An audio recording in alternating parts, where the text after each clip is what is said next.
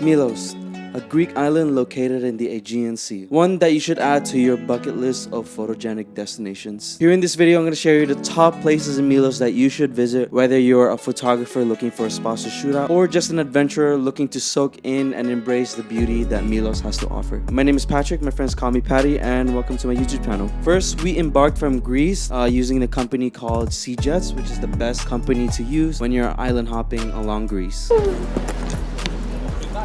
You're right, Marley. No, I'm carrying all this merchandise. You don't seem alright. Yeah, you have the biggest and the heaviest luggage of all of us here. Once we arrived, we checked into our Airbnb located in the AGIOS Konstantinos, or AGIOS Konstantinos, however you pronounce it.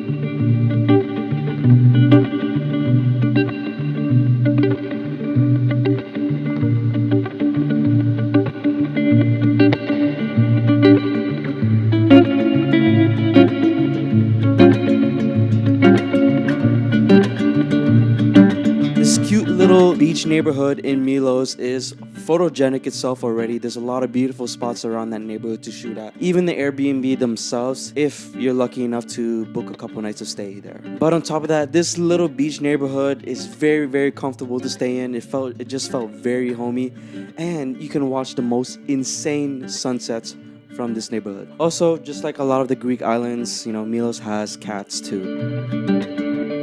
Milos is also known for its cute photogenic fishing villages. If you're someone who's looking to visiting one, then look no further than MANDRAKIA.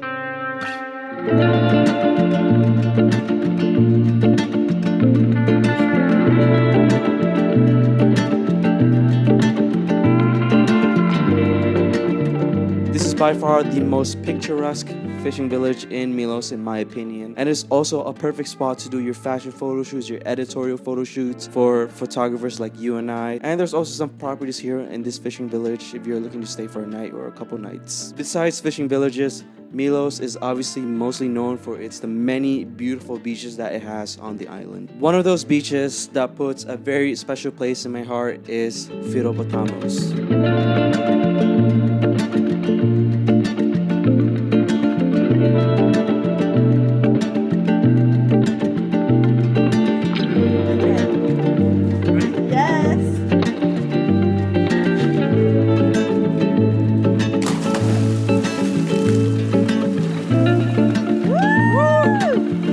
Shout out to Katrina for capturing that.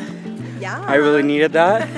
The water is Refreshing dip. refreshing, a little bit cold, but like doable kind of cold, especially on like a really hot day. But yeah, the water around FIROPOTAMOS is just so blue, it's so inviting. Okay, before sharing you guys this next location, we actually checked into another Airbnb, which is 5 minutes from our first Airbnb.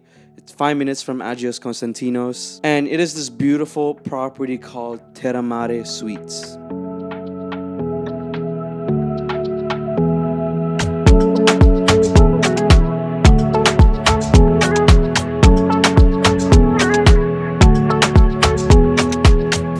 We have this beautiful Airbnb that we've been staying in for the last 2 nights here in Milos. By the way, I just realized that this Airbnb, Cameron Hammond, if you guys don't know, Cameron Hammond is like one of my favorite photographers. Like, he's, I guess, the only photographer that I look up to right now. And one of the campaign photos that I saw that he shot with L-Space that I saw on his website, he actually shot it around here.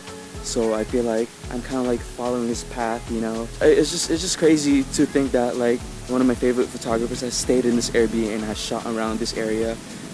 And now that it's my turn to do it, which kind of feels nice. We ended up booking the first floor instead of the second floor, which is perfect because you can just jump right into the ocean from your room, and there's also a ladder there for you to come right back out. The cool part about TERRA MARE Suites is that there is also a nearby beach within a walking distance. This was perfect because I really needed an empty beach for an ATV photo shoot that I did for 437. For those of you guys that don't know, 437 is a swimmer-based Toronto brand that I shot a campaign for while I was in Milos. But yeah, I rented out an ATV just to do this photo shoot, and there just so happened to be an empty beach right by TERRA MARE Suites, which also you can come to this beach. You just if you're looking for like a beach that's really, really close to just relax in the sun or swim in the water and whatnot.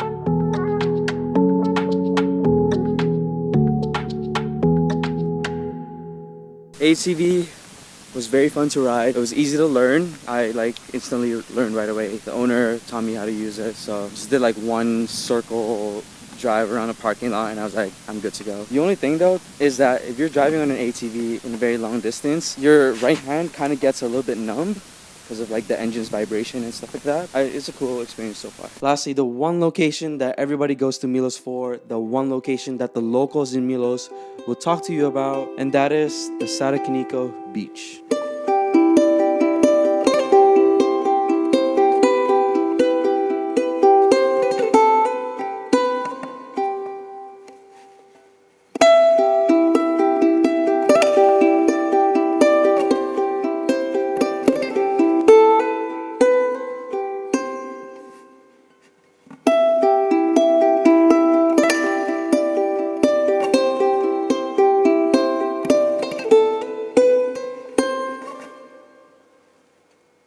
I did mention in the beginning of the video that we embarked from Santorini and we only stayed there for 2 days before embarking to Milos. And so I just want to share you a vlog of our little stay in Santorini. But before that, I just want to say that travel is not always pretty. People don't always or never show the ugly side of traveling. And I just want to be real with you guys and share you my experience of when I was making my way to Greece. The story is, I was supposed to be in London for a whole day before flying to Greece. My flight from Toronto got delayed because of the weather and therefore I missed my connecting flight in Philadelphia to London and ended up staying overnight in the Philadelphia airport.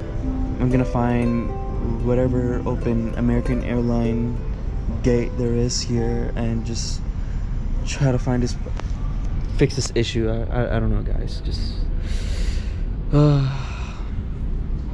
honestly, I don't know. Wish me luck. On top of that, my luggage has already made it to London and I'm still here in Philadelphia. And so now my rescheduled arrival to London was on the same morning my departure to Greece was. The airport I landed, which is London Heathrow, is not the same airport I was flying to Greece from. The airport I was flying to Greece from is London Stansted and it is 1 hour away from Heathrow. The craziest part is, my luggage arrived at a different terminal from where I arrived and so I had to transfer to that terminal to get it.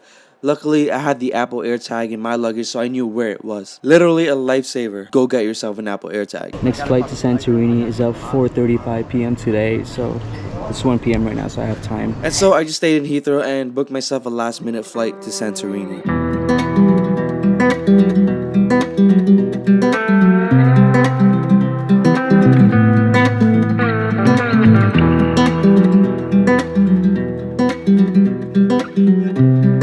Alright, if you guys ever come to Santorini, I highly recommend going to AMOUDI Bay, which is in the northern part of the island. The restaurant we're at is called AMOUDI Fish Restaurant.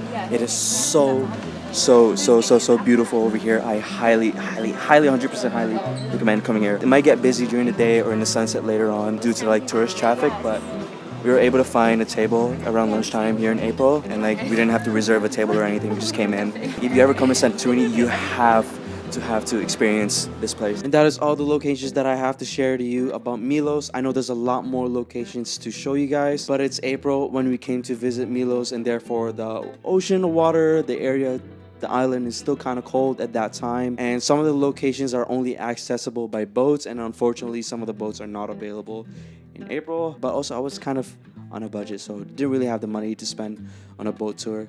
But hope you guys like this video, and if you do, please click the like button and also click the subscribe button.